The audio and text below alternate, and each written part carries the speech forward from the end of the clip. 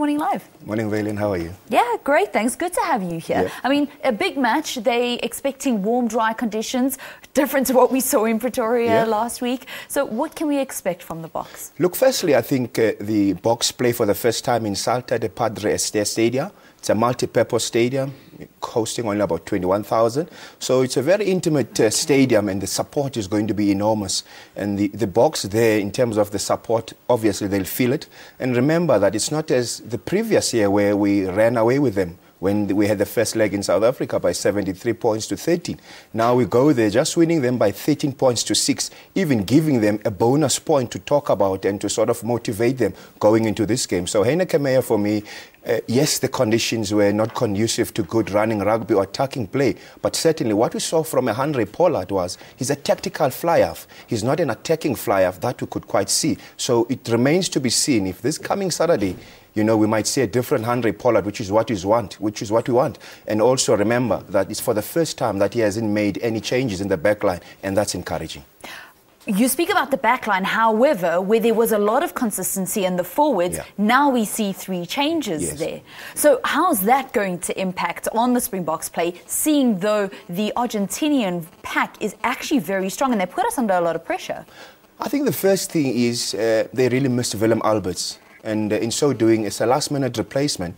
In come Marcel Coetzee, had a blind of a game. For me, you know, Francois was the man of the match, but I just feel that Marcel Coetzee did so much, defending, attacking, and did so many things. But then they bring in a guy that has been, you know, gone out since 2010 in November, and that is the guy that they've brought in now, the flank Jean Smith that they've brought in now. So remember, he's a good ball carrier.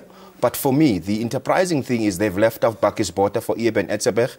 And I just feel that the front row have got to do something special coming this weekend. They were out-scrummed by the Argentinians. The lineouts were a bit poor. So they need to improve on those ones. Remember, the Argentinians are good at those bad habits, slowing down the game. And also, they're also very good at scrum time and also mauling. So are you expecting another low-scoring match then tomorrow? What I'm expecting the Boks to win, but I'm not giving them the full might of the points, which is the 5 points, bonus points for me, because remember, Argentinians are playing at home. They feel that they can do this thing. Remember, we've played them 18 times and we've beaten them 17. We've given them 1 draw, and that was back in Mendoza. So for me, you know, they're on the ascendancy, Vaylin. They're on the ascendancy. They feel that they can do this one and they can spoil the party. But the Boks have got to come to the party as well. They've got to play good, enterprising rugby, and they've got to be good where they are good at, tactically, and also we want to see the brand that Heineke has been talking about, and that's the attacking game. Manana, have you been quite surprised at just how improved Argentina are?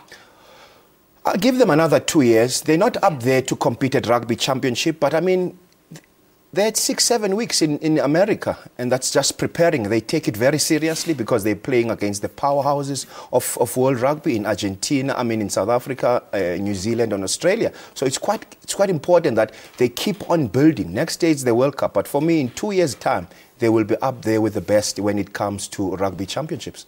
And what do you make of the Australia-New Zealand clash? Obviously, that ending in a draw, which aided the Bokke in actually being able to enjoy that top spot on the log. Look, what we can cry about is we failed to get a bonus point. Now we're going to have to do catch-up rugby, and that's very important. We needed to. The weather is there, the condition will always remain there. So we go to a game preparing for whatever happens on the day. So South Africa, it's a draw in Australia. So for me, we're still topping the log, but then we need to win coming Saturday with a bonus point, which Argentina would want to spoil that. Should we do that, then going to Australasia, you know, we'll have our tails up and looking forward to get at least 1 win out of the other 2 nations, and that's Australia and New Zealand. Although they are playing good rugby, but for me, what is interesting is New Zealand, you know, the record was stopped by Australia, meaning that Australia would have a one-up on them this coming weekend. All right, so lots to speak about. It's going to be a very interesting weekend of rugby, that's for sure. And let's hope that the Bokke can do something special in Salta. Thank you so much for coming in, Thando Manana, our rugby analyst, chatting about tomorrow's match. The match, we're going to see it here in South Africa after 9 o'clock tomorrow. That is the Rugby Championship. The Bokke are in Argentina up against the host. That concludes your